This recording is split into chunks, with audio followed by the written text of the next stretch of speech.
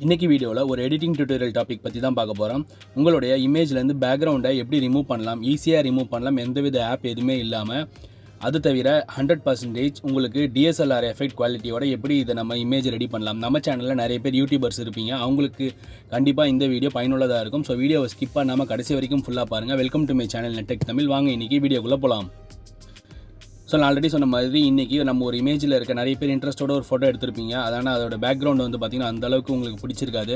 So அதை நீங்கள் remove பண்ணலாம். ஸோ ரிமூவ் பண்ணுறதுக்கு நிறைய ஆப் இருக்குது, பேக்ரவுண்ட் பிளர் ஆப் அதெல்லாம் இருக்குது. அதெல்லாம் நீங்கள் போய் பண்ணிங்கன்னா அந்த எட்ஜஸ் எல்லாமே பார்த்திங்கன்னா உங்களுக்கு அந்த அளவுக்கு குவாலிட்டியாக வராது. ஸோ இப்போ நான் சொல்கிற மெத்தட் நீங்கள் ஃபாலோ பண்ணிங்கன்னா உங்களுக்கு 100% குவாலிட்டியான உங்களுக்கு இமேஜ் கிடைக்கும். அதுவும் டிஎஸ்எல்ஆர் எஃபெக்ட் லைக் நீங்கள் உங்களுடைய ஃபோட்டோவை விருப்பத்துக்கு ஏற்ற மாதிரி நீங்கள் மாற்றிக்கலாம். ஸோ வாங்க அதை எப்படி பண்ணுறதுன்றதை பார்க்கலாம். ஸோ இதுக்கு வந்து நீங்கள் என்ன பண்ணணும்னா, உங்களுடைய க்ரோம் ஓப்பன் பண்ணிக்கோ. க்ரோம் ஓப்பன் பண்ணதுக்கப்புறமா பார்த்தீங்கன்னா ரிமூவ் பிஜின்னு சொல்லி ஒன்று டைப் பண்ணுங்கள். ஃபஸ்ட்டில் ஒன்று வரும் remove.bgன்னு சொல்லிவிட்டு இதை ஓப்பன் பண்ணிக்கோங்க. இதை ஓப்பன் பண்ணிவிட்டு இந்த இடத்துல ஃபோட்டோ அப்லோட் பண்ண கேட்கும். இந்த இடத்துல நீங்கள் ஃபோட்டோ அப்லோட் பண்ண கொடுங்க. நான் 2-3 ஃபோட்டோ எனக்கு எடுத்து வச்சுருக்கேன். ஸோ அதை நான் ஓப்பன் பண்ணுறேன்.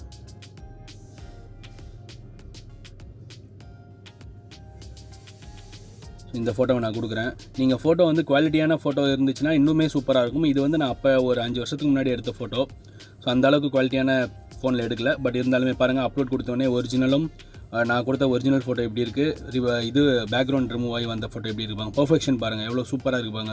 நீங்கள் மேனுவலாக பண்ணால் கூட உங்களால் இந்த அளவுக்கு டீட்டெயிலிங்காக பண்ண முடியாது. என்னோட கைக்கு நடுவில் கேப் இருக்குது பாருங்கள், அந்த கேப்பில் கூட வந்து பார்த்திங்கன்னா உங்களுக்கு பேக்ரவுண்ட் ரிமூவ் ஆகிருக்கு. இது நீங்கள் மேனுவலாக பண்ணிங்கன்னா கூட உங்களால் இந்த அளவுக்கு ஷார்ப்னஸாக பண்ண முடியாது. ஸோ அதனால் ஆப்லாம் யூஸ் பண்ணாமல் இனிமேல் நீங்கள் இந்த மாதிரி ட்ரை பண்ணுங்கள். உங்களுடைய யூடியூப் சேனலுக்கு தம்ப்நெயில் அட்டகாசமாக நீங்கள் சூப்பராக க்ரியேட் பண்ணலாம். ஸோ இப்போ இதை நான் டவுன்லோட் கொடுத்துக்கிறேன்.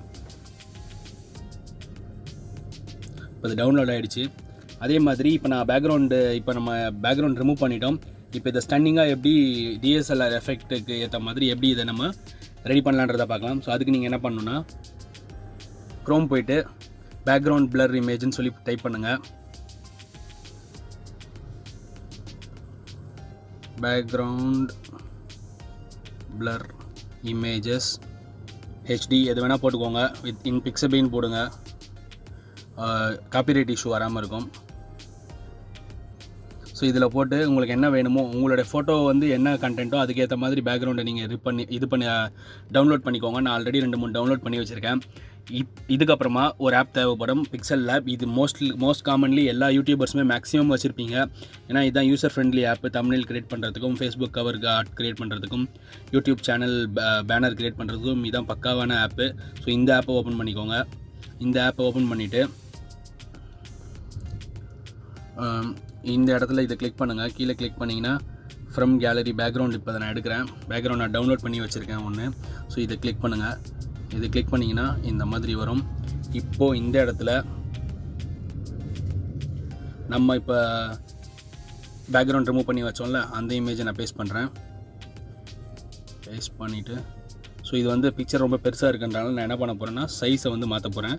இமேஜ் சைஸ் வந்து கஸ்டமில் போய்ட்டு ஸ்கொயரில் கொடுங்க. ஸோ ஸ்கொயரில் கொடுத்தீங்கன்னா ஸ்டன்னிங்காக வந்துச்சு பாருங்கள் உங்களுக்கு.